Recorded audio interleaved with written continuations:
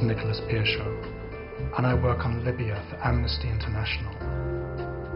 As you've heard, the attacks on the Tawaga are so serious that they could actually be classed as crimes against humanity. Yet there has been almost no publicity and no move to stop the abuses. With your help, we have an opportunity to press the Libyan authorities to do something. We want them to take real action to protect the Tawaga. Please help us.